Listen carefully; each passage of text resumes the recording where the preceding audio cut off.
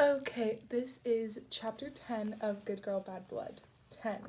The doorbell was shrill, splitting your ears the same way as a scream. Pip withdrew her finger, restoring the quiet to the white brick terraced house. She hoped this was the right house. This was the one they told her. Number 13 Beacon Close, dark red door. An aggressively white BMW sports car sat in the drive, throwing the morning sun back into Pip's eyes, blinding her. She was about to ring the bell again when she heard a sliding bolt. The door swung inward, and a man appeared in the gap, screwing his eyes against the brightness outside. This must be the new boyfriend, then. He was wearing a crisp white sweatshirt, black Adidas stripes up the sleeves, and a pair of dark basketball shorts. "Yeah," he said gruffly, voice cracking like he hadn't been awake long. "Hello," Pip said brightly. The man had a tattoo across his throat, the gray ink stark against his white skin in symmetrical repeating shapes that looked a little like scales. A flock of birds emerged from the pattern, flying up the side of his face and into his brown, close-shaved hair. Pip turned her gaze to his eyes. Is Nat De Silva in? I just asked at her parents' house, and her mom said she'd probably be here." "Yeah, she's inside," he sniffed. "You a friend of hers?" "Yes," Pip said, which was a lie, but it was easier than to say no. She still hates me, even though I keep trying to make her not hate me. "I'm Pip, Fitzamobi. Can I come in? I need to talk to her about something urgent." "Yeah, I guess. It's kind of early," he said, stepping back and gesturing for her to follow. "I'm Luke. Eaton." "Nice to meet you." Pip closed the front door and followed Luke around the bend in the corridor and into the kitchen at the back. "Nat, friend of yours," Luke said as they entered the room. The kitchen was square with counters in an L shape on one side, a large wooden table on the other. On one end of the table was what looked like a stack of money, the pile weighted down by BMW car keys. At the other end sat Nat De Silva, a bowl of cereal in front of her. She was wearing what must have been one of Luke's sweaters, her bleached white hair brushed to one side.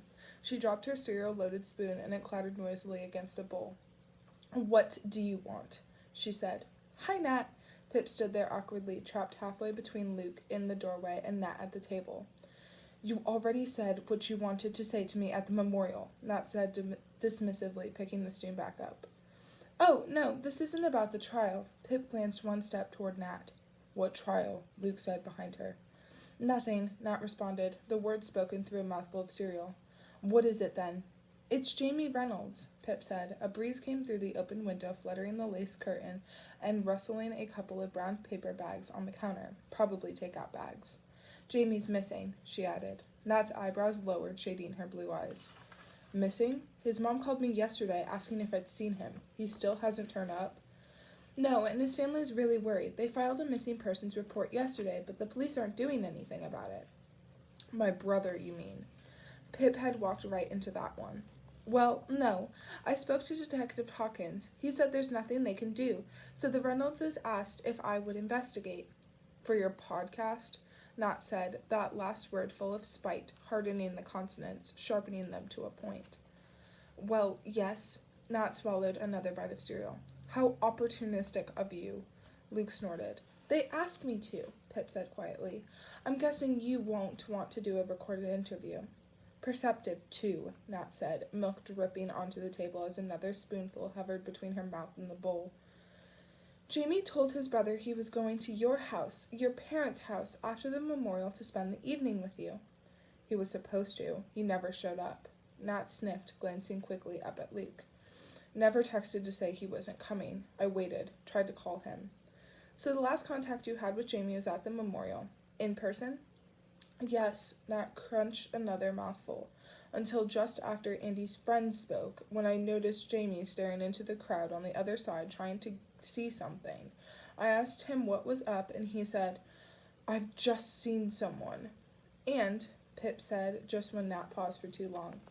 "Then he left, presumably to go talk to whoever it was," she said.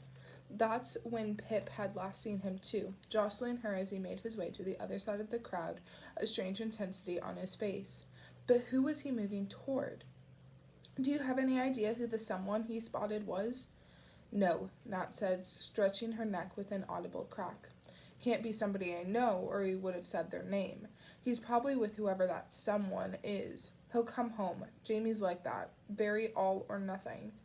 His family is convinced something has happened to him, Pip said, her legs starting to prickle from standing still too long.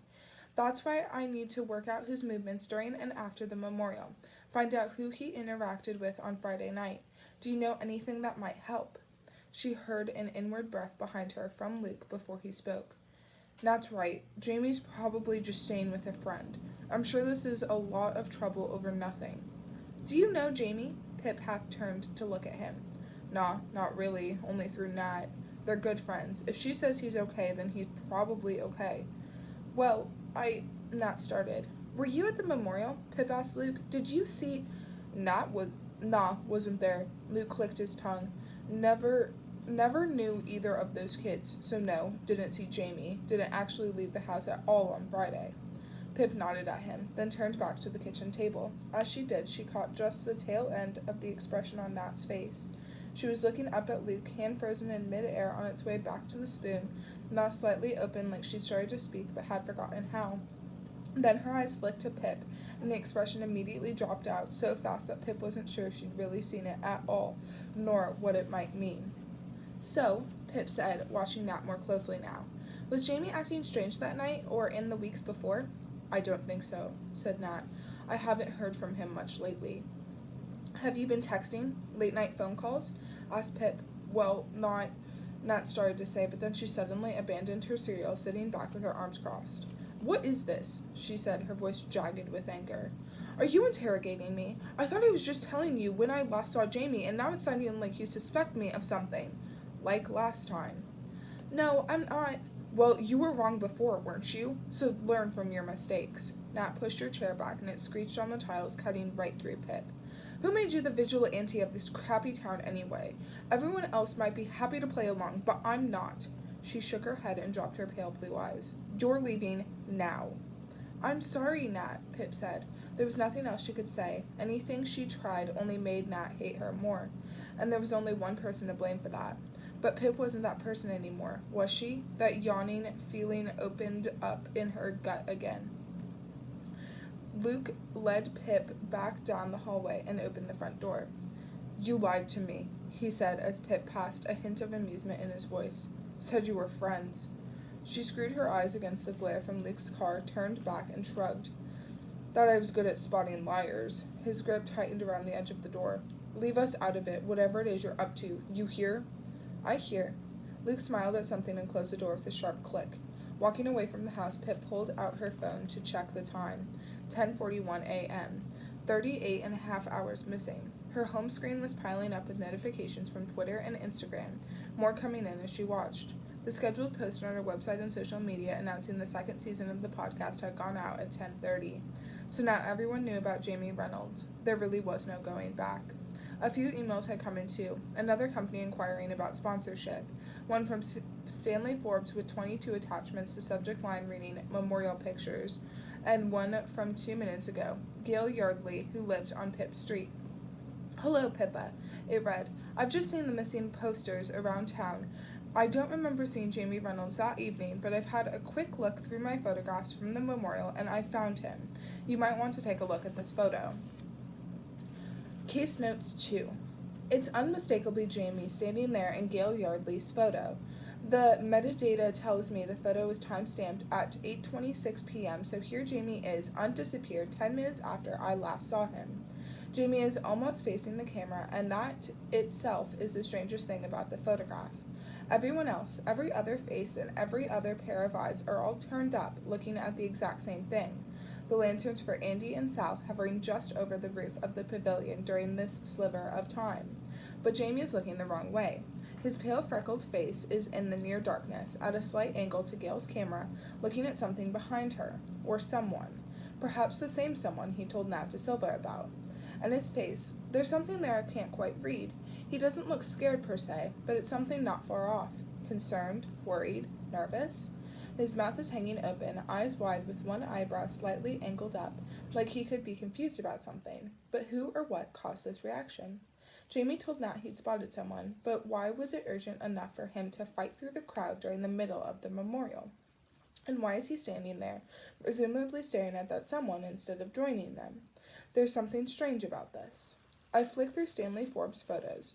Jamie isn't in any of them, but I cross-reference them against Gail's photograph, trying to find her in the crowd to see if I can work out who Jamie is looking at, or at least narrow it down.